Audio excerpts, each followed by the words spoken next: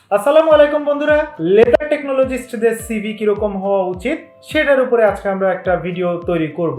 অনেক সময় অনেকেই আমাদের কাছে সিভি আপডেট করাতে আসেন যারা লেদার টেকনোলজিস্ট এবং লেদার ইন্ডাস্ট্রিতে যারা কাজ করছেন তারা। যদিও এটা বেশ মাইনরিটি, বাট তারপরেও আমি মনে করি যেহেতু আমরা আমাদের ইউটিউব চ্যানেলে থেকে প্রত্যেক পেশাজীবীর জন্য কোনো না কোনো ভিডিও রাখবো। আপনি যদি আমাদের চ্যানেলে প্রথমবারের মতো ভিউয়ার্স হয়ে থাকেন, সাবস্ক্রাইব করে বেল বাটনে ক্লিক করে দিন এবং আমাদের চ্যানেলের ভিডিওগুলো লক্ষ্য করুন। অবশ্যই আপনার জন্য উপকারী কোনো না কোনো ভিডিও আছে, আপনার সেক্টর রিলেটেড ভিডিও আছে এবং কমন কিছু ভিডিও আছে যেগুলোর মাধ্যমে ইন্টারভিউ কিভাবে দিতে হয়, ইন্টারভিউ হ্যাকস কি, এই সমস্ত ব্যাপারগুলো সম্পর্কে ডিটেইলে শত শত ভিডিও আমাদের চ্যানেলে কিন্তু আপলোড করা আছে। বাংলাদেশে সিভি, জব এবং ক্যারিয়ার রিলেটেড সবচেয়ে বড় চ্যানেল এবং সবচেয়ে বেশি সমৃদ্ধ চ্যানেল কিন্তু আমাদের এই চ্যানেল। সো আমাদের এই চ্যানেলটি আপনি সাবস্ক্রাইব করে রাখুন এবং বেল বাটনে ক্লিক করে দিন, সো দ্যাট ফিউচারে আপনি যেন কোনো ভিডিও মিস না করেন। সো চলুন, ইন্ট্রোর পরে আমরা মূল ভিডিওতে আসি। আজকে আমরা কথা বলবো কিভাবে লেদার টেকনোলজিস্টদের রেজুমে তৈরি করতে হয় সেই প্রসঙ্গে।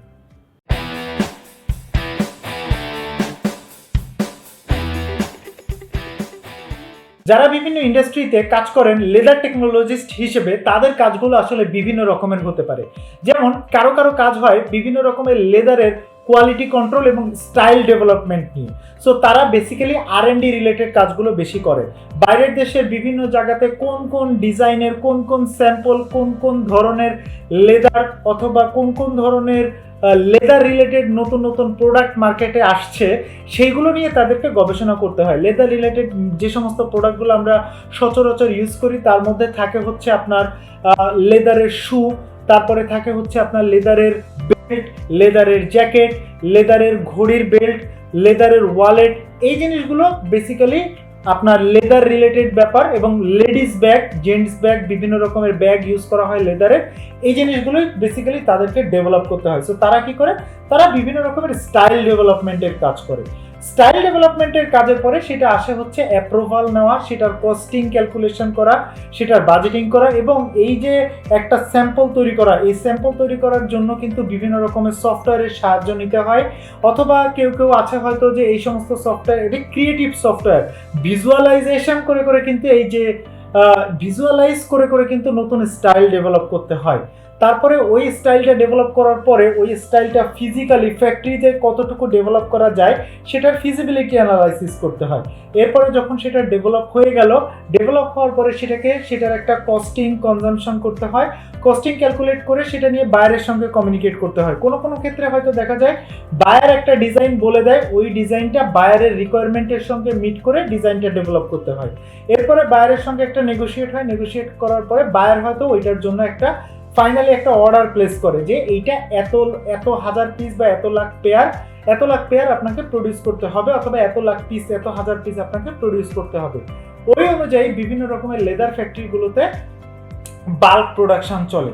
কখনো কখনো যেমন ধরেন যে বিভিন্ন রকমের যে লেদার আছে, যেমন ক্রোকোডাইল লেদার থাকতে পারে, তারপরে গরুর যে চামড়া সেটা থাকতে পারে, তারপরে আরও বিভিন্ন যেমন গন্ডারের চামড়া থাকতে পারে, হাতির চামড়া থাকতে পারে।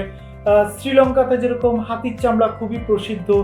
তারপরে আপনার আমাদের দেশে যেমন ধরেন যে লেদার বলতে আমাদের যে গরু বা ছাগলের যে লেদার, ওইগুলোকেই আমরা সাধারণত বেশি বুঝে থাকি। তো এই যে একটা লেদারের কিন্তু অনেকগুলো ধাপে প্রসেসিং হয়ে তারপরে কিন্তু আমাদের যে ঘড়ির বেল্ট অথবা মাজার যে বেল্ট অথবা জুতা, এগুলো কিন্তু অনেকগুলো ধাপে লেদারকে অনেকগুলো ধাপে প্রসেসিং করার পরে কিন্তু ওই জায়গা পর্যন্ত আসে। সো কোনো কোনো লেদার টেকনোলজিস্ট ওই জায়গাটাতে কাজ করে। আবার কেউ কেউ দেখা যায় যারা একটু sourcing, purchase, procurement, supply chain এই রিলেটেড কাজের সঙ্গে যারা ইনভলভ, তারা কি করে বিভিন্ন রকমের লেদার ইন্ডাস্ট্রিতে বিভিন্ন রকমের মেশিন এবং ইকুইপমেন্ট ইউজ করা হয়। সেই যে মেশিন বা ইকুইপমেন্টগুলো, এগুলো আবার বাইরের বিভিন্ন জায়গা থেকে, বিভিন্ন অরিজিন থেকে সেগুলোকে সোর্সিং, পারচেস, প্রকিউরমেন্ট করতে হয়। সো সেগুলোর অপারেটিং সিস্টেম, সেগুলোর প্রসেসিং, সেগুলোর operation, maintenance, trouble shooting, spare পার্টসের রিকোয়ারমেন্ট, তারপরে ফরেন সোর্সিং, পারচেস, প্রকিউরমেন্ট এই রিলেটেড কাজগুলো কারো করা লাগে। বাল্ক প্রোডাকশনের পরে এগুলোর কিউসি রিলেটেড আরেক রকমের কাজ আসে। সো কোনো লেদার টেকনোলজিস্টকে দেখা যায় যে তারা লাস্টে গিয়ে কিউসি রিলেটেড বিভিন্ন রকমের কাজের সঙ্গেও সম্পৃক্ত থাকে এবং তারপরে তারা বিভিন্ন রকমের কিউসি রিলেটেড অ্যাক্টিভিটিস সেখানে করে। কোনো প্রোডাক্টে যদি কোনো সমস্যা দেখা হয় তাহলে সেই সমস্যাটা কী কারণে উদ্ভূত হলো সেটার কারণ তারা আইডেন্টিফাই করে এবং সেটার সলিউশন তারা রেকমেন্ড করে। সো এইগুলো আলটিমেটলি একজন লেদার টেকনোলজিস্টের মূল কাজগুলো মোরাললেস এরকমই হয়ে থাকে।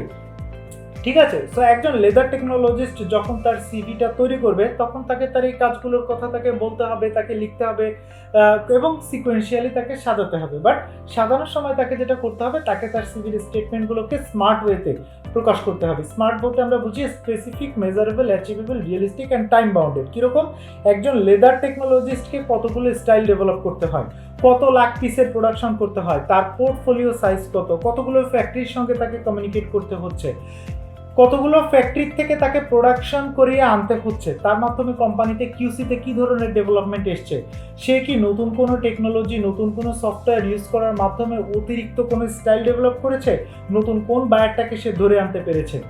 আবার দেখা গেল যে সে কোনো নতুন মেশিন সে ইনস্টল করার সময় সে ছিল কিনা, ফ্যাক্টরির ক্যাপাসিটি ডেভেলপমেন্টে সে কী ধরনের ভূমিকা রেখেছে, কতগুলো নতুন স্টাইল সে তৈরি করেছে, কত লাখ পিসের পোর্টফোলিও সে সামলেছে, কতজনের টিম সে পরিচালনা করেছে। এই তথ্যগুলো কিন্তু একজন লেদার টেকনোলজিস্টের সিভিতে থাকাটা বেশি জরুরি। এবং একজন লেদার টেকনোলজিস্টের সিভিতে অবশ্যই তার কিছু অ্যাচিভমেন্টও থাকতে হবে, যে আগের কোয়ালিটি কীরকম ছিল, এখনকার কোয়ালিটি কীরকম, আগে কতগুলো স্টাইল হতো, এখন কতগুলো স্টাইল হয়, আগে কোম্পানির প্রোডাকশন কেমন ছিল, এখন প্রোডাকশন কেমন হচ্ছে, আগে মেনটেনেন্সে কত খরচ হতো, এখন মেনটেনেন্সে খরচ কতটুকু কমে এসেছে, আগে কোয়ালিটি কেমন হতো, এখন কোয়ালিটি কেমন এসছে, আগে বায়ার স্যাটিসফ্যাকশন ইন্ডেক্স কেমন ছিল, এখন বায়ার স্যাটিসফ্যাকশন ইন্ডেক্স কেমন হয়েছে, আগে কোন পলিসি ছিল না, এখন নতুন কোন পলিসি এসছে, আগে কোথায় এসওপি ছিল না, এখন কোথায় এসওপি এসছে, আগে কোন জায়গায় রিস্ক ম্যানেজমেন্ট প্রসেস ছিল না, এখন রিস্ক ম্যানেজমেন্ট প্রসেস এসছে।